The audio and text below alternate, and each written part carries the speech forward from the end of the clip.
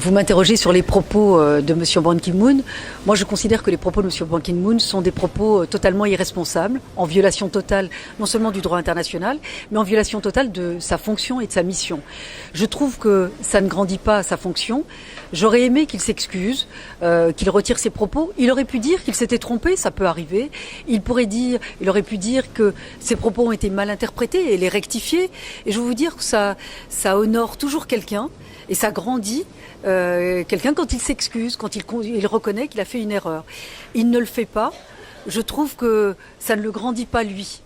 Je pense que ça affaiblit la fonction. Ça nuit quand même, ça altère un peu aussi sa mission, mais ça ne le grandit pas lui. Alors il est en fin de mandat, mais vous me posez la question de savoir est-ce que ça complique pas la situation. Moi je vais vous dire une chose. Quand vous avez un peuple fort, un pays fort, un dirigeant fort, un leader, que tous ceux qui essayent de s'attaquer à l'unité et à l'intégrité territoriale du Maroc en seront toujours pour leurs frais. On a vu la mobilisation. D'ailleurs, M. Ban Ki-moon y a répondu, parce qu'il a dit qu'il a été blessé et heurté. Mais qui a été blessé les premiers ? C'est peut-être pas lui. Alors s'il c'est d'une petite nature, il est temps effectivement qu'il s'en aille. Sinon il s'excuse, il en sortirait grandi. Donc moi je ne pense pas que ces propos compliquent la situation parce que personne n'est dupe.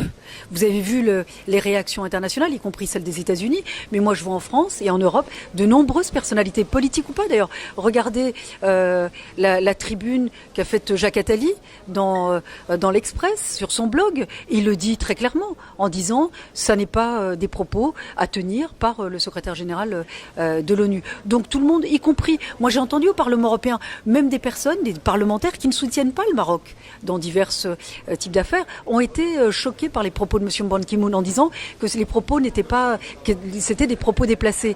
Donc tout le monde le reconnaît. Bon maintenant, moi je pense s'il ne veut pas s'excuser, fermons le banc. L'unité et l'intégrité territoriale du Maroc sont préservées et elles le seront toujours. Et je veux vous dire, moi, j'ai confiance dans les Marocaines et les Marocains. Donc, n'ayons pas d'inquiétude. Ils sont bien plus forts que ces propos irresponsables.